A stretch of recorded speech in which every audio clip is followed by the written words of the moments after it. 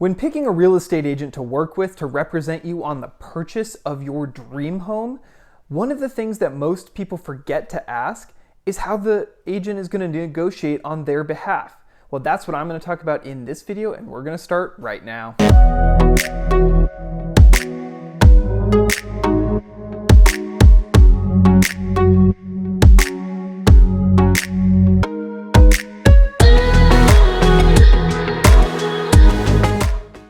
Hey guys, Hans Struzyna with the Gunderman Group at Keller Luxury International coming to you with another video. Today I'm kicking off part one of a three-part series on negotiation. Today we're talking to you buyers. Those of you who are looking to buy a home, maybe it's your first one, maybe it's not, maybe it's your 10th. Either way, when you pick your real estate agent, there's a couple of things you absolutely must know up front of how they're going to represent you when it's time to negotiate the offer on your house, because it can honestly, in this market, come down to one phone call, one email, just one moment in time, whether you get it or you don't. If you get value out of this video, please give it a thumbs up and subscribe to the channel, because I am going to continue to put out weekly content just like this, and you're not going to want to miss it. So without any further ado, let's talk about negotiation. All right, so most people think about negotiation. They think about people getting on the phone, calling back and forth one another. There's some kind of tension, all that sort of stuff. And yes, that does happen. However, the negotiation really starts actually before you even write your offer. The thing that you're going to want to talk to your agent about specifically is, what neighborhoods you're going into, who the dominant listing agents are in those neighborhoods, and what their styles are like. There are some agents who, for example, send out counters in writing, others don't. Some people list their properties at very low prices to attract a lot of offers, and others are a little bit more transparent. So you really need to know who you're dealing with on the other side before you can figure out even how you're going to approach a negotiation. Next, it comes down to you teeing yourself up from a financing and offer price and a terms standpoint. You obviously have talked about in a number of other videos that are pointed at the first-time home buyer. You need to get yourself underwritten ahead of time, read all the disclosures, get yourself in a position to potentially, if it's responsible, remove contingencies. That obviously takes a lot of the stumbling blocks out of your way. I'll link to those videos right up here if you haven't seen them yet. So that part of the negotiation actually happens between you and your agent. They should be advising you on what's responsible, what's not, what is going to give you the best chance to put yourself towards the front of the pack. Make sure you do your homework up front. Think about who the listing agent is, what their style is, as well as what can I do as a buyer to make my offer more attractive before I even write it. And like I said, I've covered that in some other videos. So once you've done all your homework up front, you're underwritten, you've read all the disclosures and you're comfortable, now it's time to figure out who you're actually competing with.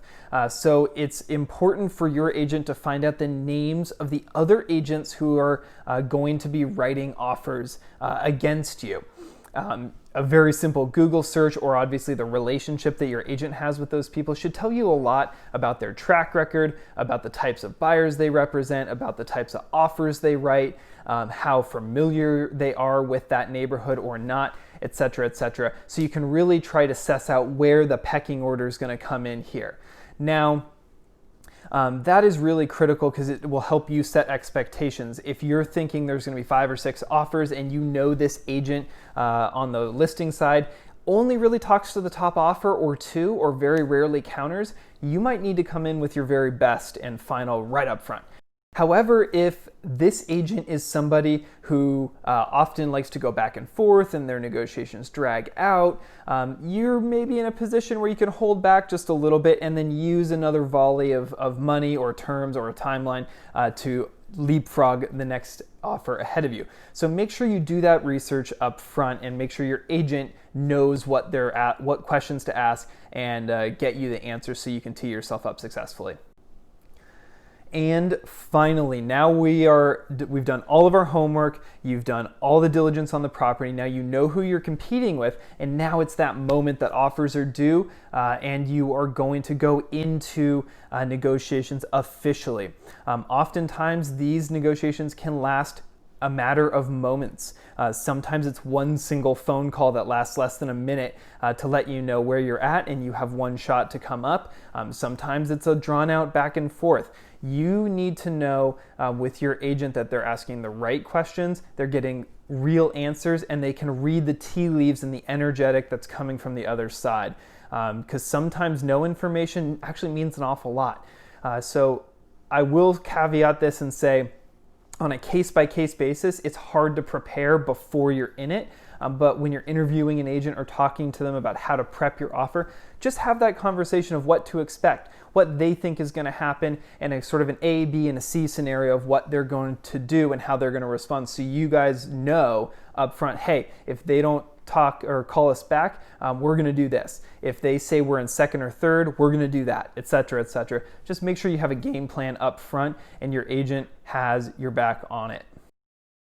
One final word on negotiation here is to make sure you stay grounded and true to yourself. Right now, I'm seeing a lot of people in the COVID era overpay for property, and I think it's going to be a tough ride for those folks over the next handful of years as the markets and the economy go this way and that, and they're going to start to have some serious buyer's remorse. Make sure you stay grounded to your reality. What's that home really worth to you? And be ready to walk away from it if it's going over that price for you. Because the last thing you want to do is get the phone call that you got the house and you deflate because you know you've paid too much money. So make sure you always stay true to that. Don't get caught up in the emotion of it just to win it, just because you have the budget, if it's not worth it, both from the comps and to you, most importantly. So that's it on negotiation, guys. Hopefully that gave you some value, gave you some talking points for your agent when you're interviewing that person, and most importantly, just gave you some thoughts on how to win. Overall, I will say it is really hard to prepare up front for a negotiation because you don't know which way it's going to go. You could think there's 5 offers, it turns out there's 15. You could think there's 15 offers, turns out there's 1.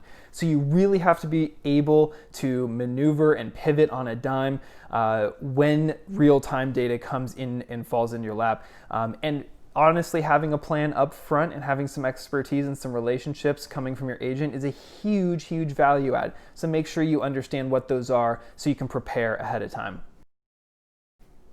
If you got some value out of this video, please give it a thumbs up and subscribe to the channel because I am going to continue to put out weekly content just like this on Fridays, and you're not going to want to miss it. So without any further ado, this is Struzyna with the Gunderman Group at Keller Williams Luxury International signing off for now. See you guys on the next one.